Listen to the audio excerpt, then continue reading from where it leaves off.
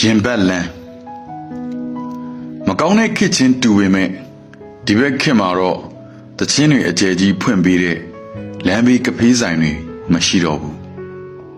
ကိုစားသုံးခြင်းတဲ့တချင်းတွေကိုလမ်းဘေးကဖေးဆိုင်ထိုင်ရင်လူရှိသူရှိလွင့်မျောခွင့်မရှိတော့ဘူးအခုဆိုဘသူကဘသူကိုကြိုက်နေတာမှန်းတော့ငါတို့မသိနိုင်တော့ဘူးမင်းကျက်လေးတွေကတချင်းဟာဘာတချင်းပါလဲမင်းရင်ထဲမှာဘသူတွေပေါက်ရောက်နေတာလဲပျောက်ဆုံးခြင်းဟာအခန်းကိုစီအထီးကျန်စွာရောက်ရှိလာဘာသားနဲ့ထုထားတဲ့နှစ်တွေလဲခြာတိတ်ဆိုတာကိုရင်ဘက်ကိုထင်ရဆိုင်ပြီးဆွေးမြေးခွင့်ရှိပါတယ်အောင်ခိုင်မြတ်